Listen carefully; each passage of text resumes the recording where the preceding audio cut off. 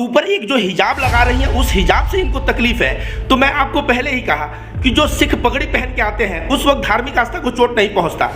बहुत बार जो है हिंदू लड़कियां जो होती हैं वो देखा जाए तो टिकुली जो बोला जाता है। याद रखिए भारत जो है ना, अगर इतिहास पढ़ेंगे तो बोला जाता है डाइवर्सिटी इन यूनिटी, एकता में विभिन्नताओं का देश है। तो उनको इसकी स्वतंत्रता मिलनी चाहिए, और नहीं तो फिर आप बोलेंगे कल जो है सिखों को बोलेंगे पगड़ी पहन के मत आओ, तो परसों जो है बोलेंगे कि आप देखिए सुल्ली डील बुल्ली डील। उसके बाद आप देखिए ये हिजाब वाला मामला आया, मैं लिख के देता हूँ, 3-4 महीने रुक जाइए, टीपू सुल्तान एक मुद्दा उठेंगे और टीपू सुल्तान को फिर भारतीय जनता पार्टी बोलेंगे कि ये आतंकी थे तो ऐसे थे तो वैसे थे। हालांकि टीपू सुल्तान जिस सीट के हैं वहां के हिंदू भी और मुस्लिम भी दोनों उनको सच्चा देशभक्त मानते हैं, लेकिन उस एरिया को दिखा के, ये उद्दीपी जैसे एरिया को दिखा के, एक कुछ चंद मुस्लिम मुद्दा को उठा के और बदनाम करके हिंदुओं का वोट अपने झोले में डालने का पूरा प्रयास करेंगे। और इसीलिए जो है ऐसी चीजें मॉडर्न ख्याल के लोग हैं उनका तो ये कहना रहता है कि जो बुर्खा में महिलाएं रहती है, हिजाब में महिला रहती है, उनका शोषण होता है, उनको पूरी आज़ादी नहीं मिलती। इसके ऊपर आप क्या बोलना चाहेंगे? ये मॉडर्न ख्यालात के लोग तय करेंगे।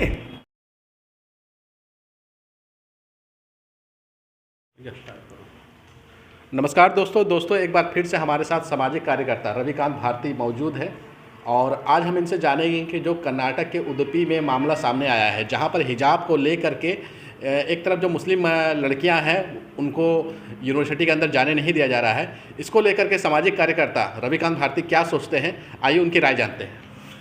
देखिए, जब से भारतीय जनता पार्टी की सरकार आई है तब से मुस्लिम औरतों का, महिलाओं का, लड़कियों का चरित्र पे तमाम तरह से जो है प्रहार किया जा रहा है। जैसे आप जानते हैं सुल्ली डील आया था, बुल्ली डील आया था, ये लोग कहते थे कि चरित्रहीनता का प्रतीक था वो, लेकिन अब सुल्ली डील बुल्ली डील जहाँ पे ये लोग रेट लगाते थे उसकी जगह अब ये यहाँ तक आ गए हैं कि स्कूल कॉलेज में जो लड़कियाँ हिजाब पहन के जाती हैं उनके ऊपर भी ये लोग चाहते हैं कि अब वो हिजाब न पहने, और इस तरह के लिए प्रोटेस्ट हो रहा है। तो कोई सेफरन दुपट्टा पहन के आ रहा है। आपको एक बात बता दें कि जो धर्म होता है, कभी सिख, हमारे साथ काफ़ी सिख लोग पढ़े हैं MBA के दौरान, तो उसमें वे लोग अपना पगड़ी पहन के आते थे। तो सिख जब स्कूल जाता है तो पगड़ी पहन के आता है, उसके ऊपर बोला जाता है उसकी धार्मिक आस्था है। तो लड़कियां जो अपना सर ढक रही हैं ये भी तो उनकी धार्मिक आस्था है। तो जब सिख कम्युनिटी के टर्बन के साथ उनको अलाउड किया जाता है, हिंदू धर्म में कोई लड़की बिंदी या सिंदूर लगा के जाती है उसको अलाउ किया जाता है, तो स्कूल जो है हिजाब पे क्यों रोक? चूंकि बात समझिए, अगले वर्ष कर्नाटका में चुनाव होने वाला है और उस चुनाव के पहले एक लोकल चुनाव हुआ है जिसमें एक SDPI संगठन है, पार्टी है, जिसने 68 सीट पिछले चुनाव में पाया था, इसमें बहुत ज़्यादा, 2 गुना से भी ज़्यादा सीट पाई है। इसको लेके भारतीय जनता पार्टी का हवा निकल गया है और भारतीय जनता पार्टी प्रयास कर रहा है कि हिंदू वोटों को ध्रुवीकरण, क्योंकि यहाँ उद्दीपी जिस जगह पे यह घटना हुआ है, ये जिले में जो घटना हो रही है, इससे मत समझिए कि वहाँ की 8 विधानसभा सीट जो है प्रभावित किया जाएगा, बल्कि इसी मुद्दों के लेके पूरे कर्नाटक में वोट बटोरने का कार्य किया जाएगा। और भारतीय जनता पार्टी, यही कारण है कि जो है राजनीतिकरण करके और हिजाब पे स्कूल प्रशासन से बैन लगवा रही है और लड़कियों को एंट्री करने नहीं दे रही है। हाँ, इस पर सफाई ये दिया जा रहा है कि अगर जो मुस्लिम महिलाएं हैं वो हिजाब पहन के आएंगी तो जो हिंदूवादी संगठन है और जो अन्य वहाँ पर छात्र छात्राएं हैं वो हिजाब के जवाब में वो दुपट्टा, भगवा दुपट्टा ओढ़ करके आ रही है, और हिंदूवादी संगठन जो है इसका खुल करके विरोध कर रहे हैं हिजाब का। और वो कहीं ना कहीं इस तरह के जो वहाँ के जो छात्र छात्राएं हैं उनको कह रहे हैं कि आप भी जो है भगवा दुपट्टा पहन करके जाया करो। इसको आप किस तरह से देख रहे हैं? इसके पीछे की क्या राजनीति है? बात मैंने शुरुआत में ही कहा, अगले वर्ष चुनाव है और चुनाव में हिंदू मुस्लिम करना भारतीय जनता पार्टी, ताकि हिंदू वोट पोलराइज हो सके। अब देखिए, सैफरन कलर ये लोग भारतीय जनता पार्टी कहते हैं हमारा कलर है, ये हिंदुत्व का कलर है, तो हिजाब के बदले ये लोग सैफरन कलर पहना के वहाँ भेज रहे हैं। कहीं ना कहीं ये जो सांप्रदायिकता की बात है। लेकिन जहाँ तक इंडिविजुअल फ्रीडम की बात है, मैं कहूँगा अगर कोई लड़की वो संतरे रंग की दुपट्टा पहन के जाए तो उसकी आज़ादी है, लेकिन ये हिजाब के एवज में ये लोग जो कार्य करना शुरू किए हैं, कहीं ना कहीं उसी स्कूल कैंपस में लड़कियां जो आपस में खेलती थी, बात करती थी, आपस में उनमें वैर और द्वेष जो है बढ़ाने का प्रयास किया जा रहा है। उनको जो है भगवा जो है कपड़ा पहन के और दुपट्टा लेके आने को जो हिंदूवादी संगठन मोटिवेट कर रहे हैं, कहीं ना कहीं भाईचारा और सद्भाव पे वे लोग चोट पहुंचा रहे हैं। और यह चीज़ भारत के संविधान के समक्ष अगर आप देखा जाए तो भारत के संविधान के समक्ष अगर जो है आप अपने धार्मिक आस्था का कोई प्रतीक पहन के आना चाहते हैं तो आप पूर्ण रूप से आज़ाद हैं। इस पे जो कॉलेज प्रशासन है, यूनिवर्सिटी प्रशासन है, उनका ये कहना है कि इस प्रकार से अगर सब अपने अपने धार्मिक ड्रेसेस पहन के आने लगेंगे तो कॉलेज का जो एनवायरनमेंट है वो एक अलग तरह का दिखने लगेगा। कॉलेज की समस्या को आप किस तरह से देख रहे हैं? पत्रकार महोदय, अगर सपोज करिए कि कॉलेज का जो ड्रेस है, क्या वो लड़कियां ड्रेस पहन के नहीं आ रही हैं? वो लड़कियां ड्रेस पहन के आ रही हैं। अगर उनका ऊपर का कपड़ा देखा जाए, अब ऊपर एक जो हिजाब लगा रही हैं, उस हिजाब से इनको तकलीफ है। तो मैं आपको पहले ही कहा कि जो सिख पगड़ी पहन के आते हैं उस वक्त धार्मिक आस्था को चोट नहीं पहुंचता। बहुत बार जो है हिंदू लड़कियां जो होती हैं वो देखा जाए तो टिकुली जो बोला जाता है, बिंदी और सिंदूर पहन के आती हैं। याद रखिए, भारत जो है ना, अगर इतिहास पढ़ेंगे तो बोला जाता है डाइवर्सिटी इन यूनिटी, एकता में विभिन्नताओं का देश है। तो जो धार्मिक विभिन्नता है, अगर वो धार्मिक विभिन्नताओं पे सरकार चोट करने लगे और स्कूल ड्रेस के नाम पे, मैं आपको बता दूं कि ये लड़कियां वही ड्रेस पहन रही हैं जो स्कूल ड्रेस की लड़कियां पहन रही है। बस ये हिजाब इनका जो है धार्मिक आस्था का सब्जेक्ट है, वो हिजाब पहन के आ रही हैं। तो ये उनको इसकी स्वतंत्रता मिलनी चाहिए। और नहीं तो फिर आप बोलेंगे, कल जो है सिखों को बोलेंगे पगड़ी पहन के मत आओ, तो परसों जो है बोलेंगे कि आप बिंदी लगा के मत आओ, तो चौथा रोज आप जो बोलेंगे कि ये मत करो। और इस तरह से जो आप थोपते जाएंगे अपने चीज़ों को, वो सारी चीज़ें भारत के संविधान और विभिन्नता में जो एकता का देश माना जाता है उसके ऊपर एक बहुत बड़ा आघात होगा। मुस्लिम छात्राएं जो है उनका ये कहना है कि इससे पहले भी, मतलब आज से कुछ सालों पहले भी वो हिजाब पहन करके आती थी, तब तो कोई रोक टोक नहीं था, लेकिन अब रोक टोक हो रहा है। पत्रकार महाशय, मैं पहले ही कहा कि चुनाव में एसडीपीआई ने जब 68 से डबल सीट लेते आया तो वहां बीजेपी और कांग्रेस दोनों का हालत खराब है। बीजेपी आपको बता दें इसी एरिया में 8 विधानसभा सीट में 7 विधानसभा सीट जीता है।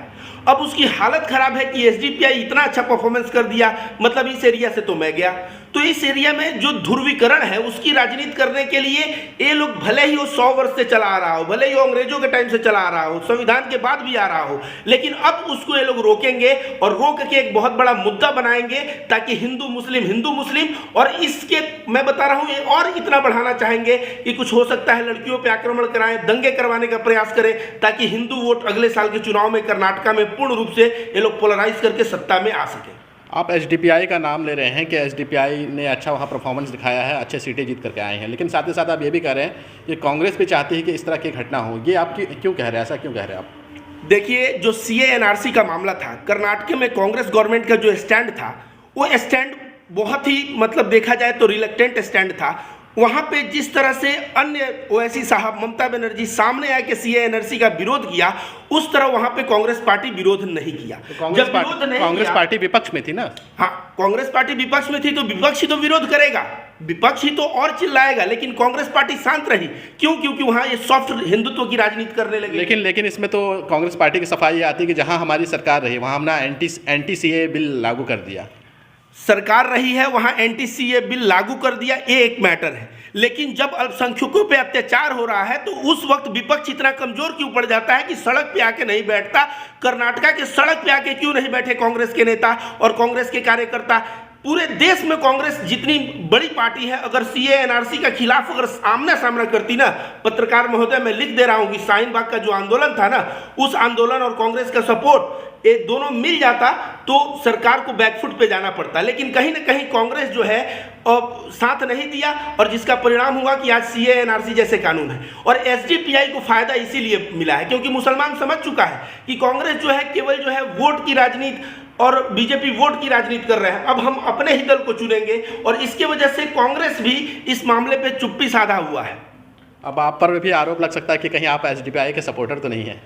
जहां तक बात रही एसडीपीआई सपोर्टर की, दोस्तों मैं सद्भाव की बात करता हूं हर एक वीडियो में, हिंदू मुस्लिम एकता की बात करता हूं। जहां हिंदू मुस्लिम की लड़ाने की बात आए उसके मैं खिलाफ जाऊंगा। जहां व्यक्ति के इंडिविजुअल आज़ादी, जो फंडामेंटल राइट्स हमारा संविधान दिया जाता है, उस संविधान के खिलाफ अगर कोई जाए तो मैं आवाज़ उठाऊंगा।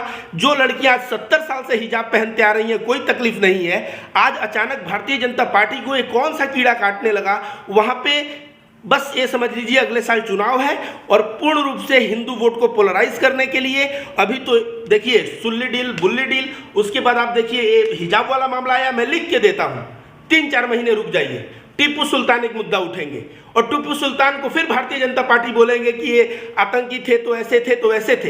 हालांकि टीपू सुल्तान जिस सीट के हैं वहां के हिंदू भी और मुस्लिम भी दोनों उनको सच्चा देशभक्त मानते हैं, लेकिन उस एरिया को दिखा के, ये उद्दीपी जैसे एरिया को दिखा के, एक कुछ चंद मुस्लिम मुद्दा को उठा के और बदनाम करके हिंदुओं का वोट अपने झोले में डालने का पूरा प्रयास करेंगे और इसीलिए जो है ऐसी चीजें देखने को मिल रही है। जो मॉडर्न ख्याल के लोग हैं उनका तो ये कहना रहता है कि जो बुर्खा में महिलाएं रहती हैं, हिजाब में महिलाएं रहती है, उनका शोषण होता है, उनको पूरी आज़ादी नहीं मिलती। इसके ऊपर आप क्या बोलना चाहेंगे? ये मॉडर्न ख्यालात के लोग तय करेंगे।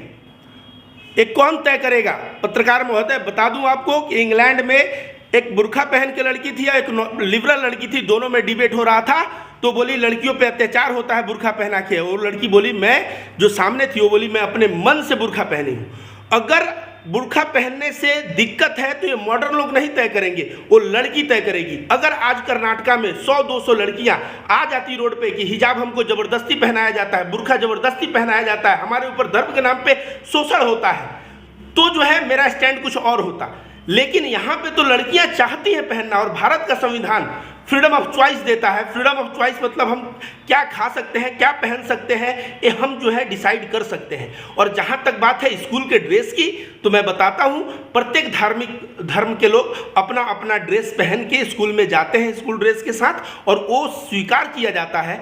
तो जिस तरह से 70 वर्षीय लड़कियाँ हिजाब पहनते चली आ रही थी, इन लड़कियों को जिस तरह से बाइकआउट किया जा रहा है, हिजाब के नाम पर बदनाम किया जा रहा है और बोला जा रहा है कि हम सेफ्रॉन पहन के आएंगे, ये समझ लीजिए कि नफरती दंगाई लोग जो है कर्नाटका में दंगा फैलाने, नफरत फैलाने का पूरा प्रयास कर रहे हैं, ताकि उनको देखिए केवल कर्नाटका में ऐसे माहौल बनाने से कर्नाटका में फायदा नहीं होगा। यूपी चुनाव में भी हिंदू वोट पोलराइज करने के लोग प्रयास कर रहे हैं। अभी यूपी चुनाव 5 राज्यों में चुनाव चल रहा है, 5 राज्यों के वोट पोलराइज करने के अलावा 2024 में भी चुनाव है। तो अभी से हिंदू मुस्लिम नहीं करेंगे तो मोदी जी तो दाढ़ी उनको बनवाना पड़ जाएगा, मोदी जी को 2024 में जो छुट्टी हो जाएगी। इसलिए ये शुरू हो चुका है हिंदू मुस्लिम का प्रकरण और ये 2024 तक चलेगा।